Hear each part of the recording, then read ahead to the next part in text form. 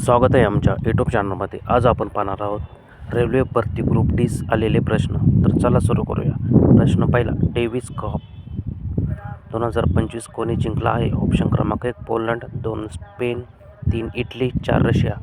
या प्रश्नाचे योग्य उत्तर आहे ऑप्शन क्रमांक 3 इटली.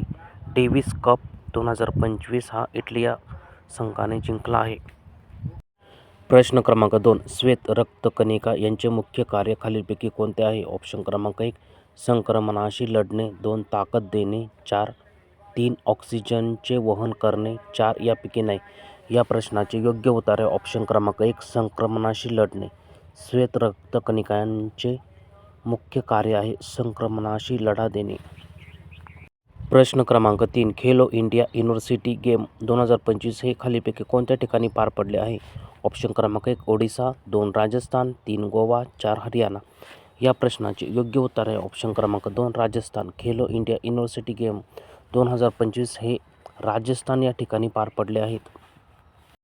प्रश्न क्रमांक 4, कोणती भारतीय महिला ही 27वी महिला ग्रँड मास्टर बनली आहे? ऑप्शन क्रमांक 1 दीपाली पांडे, 2 शिवानी सिंह, 4 रेखा गुप्ता, 3 रेखा गुप्ता, 4 ईशा शर्मा. या प्रश्नाचे योग्य उत्तर आहे ऑप्शन क्रमांक 4 ईशा शर्मा. ईशा शर्मा ही भारतीय महिला 27वी महिला ग्रँड मास्टर बनली आहे. प्रश्न क्रमांक 5, शक्तीचे SI युनिट खालीलपैकी कोणते आहे? ऑप्शन क्रमांक 1 जूल, 2 वॉट, 3 केल्विन, 4 एम्पियर. या प्रश्नाचे योग्य उत्तर आहे ऑप्शन क्रमांक 2 वॅट. शक्तीचे SI युनिट हे वॅट आहे. प्रश्न क्रमांक 6, 38वे राष्ट्रीय खेळामध्ये सर्वाधिक पदक कोणत्या राज्यांनी जिंकली आहेत? ऑप्शन क्रमांक 1 महाराष्ट्र, 2 हरियाणा, 3 पंजाब, 4 सेवा खेळ नियंत्रण बोर्ड. या प्रश्नाचे योग्य उत्तर आहे ऑप्शन क्रमांक 4 सेवा खेळ नियंत्रण बोर्ड. 38वी राष्ट्रीय खेळामध्ये सर्वाधिक पदक हे सेवा खेळ नियंत्रण बोर्ड यांनी जिंकली आहेत.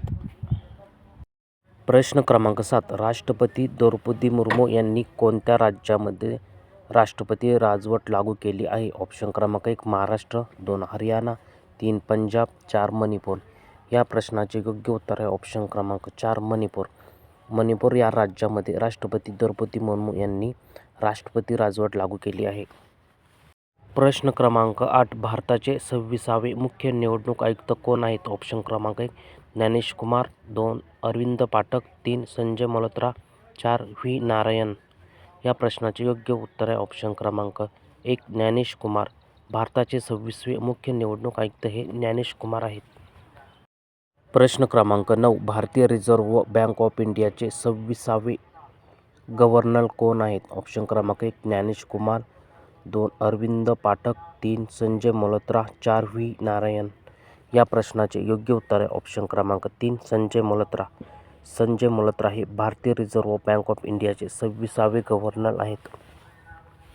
प्रश्न क्रमांक 10, नुकतीच कोणाची दिल्लीचे मुख्यमंत्री म्हणून निवड करण्यात आली आहे? ऑप्शन क्रमांक 1 रेखा गुप्ता, 2 अरविंद केजरीवाल, 3 आतिशी मार्लेना, 4 भजनलाल शर्मा. या प्रश्नाचे योग्य उत्तर आहे ऑप्शन क्रमांक 1 रेखा गुप्ता. रेखा गुप्ता यांची नुकतीच दिल्लीचे मुख्यमंत्री म्हणून निवड करण्यात आली आहे.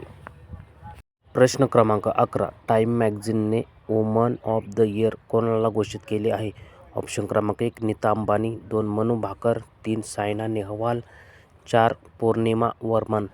या प्रश्नाचे योग्य उत्तर आहे ऑप्शन क्रमांक 4 पौर्णिमा वर्मन. पौर्णिमा वर्मन यांना टाइम मॅगझिनने वुमन ऑफ द इयर घोषित केले आहे. प्रश्न क्रमांक 12, भारताचे 53वे सरन्यायाधीश कोण बनले आहेत? ऑप्शन क्रमांक 1 संजय मल्होत्रा, 2 व्ही नारायण, 3 न्यायमूर्ती सूर्यकांत, 4 भूषण गवई. या प्रश्नाचे योग्य उत्तर आहे ऑप्शन क्रमांक 3 न्यायमूर्ती सूर्यकांत. न्यायमूर्ती सूर्यकांत हे भारताचे 53वे सरन्यायाधीश बनले आहेत. प्रश्न क्रमांक 13, 2025 मध्ये वंदे मातरम या गीतास किती वर्ष पूर्ण झाले आहेत? ऑप्शन क्रमांक 1 100, 2 150, 3 200, 4 250. या प्रश्नाचे योग्य उत्तर आहे ऑप्शन क्रमांक 2. 150. 2025मध्ये वंदे मातरम् या गीतास 150 वर्ष पूर्ण झाली आहेत. प्रश्न क्रमांक 14. वंदे मातरम् या राष्ट्रीय गीताची रचना कोणत्या वर्षी करण्यात आली होती? ऑप्शन क्रमांक 1. 1870. 2. 1872. 3. 1875. 4. 1880. या प्रश्नाचे योग्य उत्तर आहे ऑप्शन क्रमांक 3. 1875. वंदे मातरम् या राष्ट्रीय गीताची रचना ही 1875 या वर्षी करण्यात आली होती. प्रश्न क्रमांक 15. न्यूटनचा गतीविषयक दुसरा नियम हा प्रामुख्याने कोणते परिमाण देतो? ऑप्शन क्रमांक 1. बल. 2. त्वरण. 3. संवेग. 4. दाब. या प्रश्नाचे योग्य उत्तर आहे ऑप्शन क्रमांक 1. बल. न्यूटनचा गतीविषयक दुसरा नियम हा बल याविषयी परिमाण देतो. व्हिडिओ आवडला असेल तर लाईक, शेअर आणि सबस्क्राईब करा. धन्यवाद.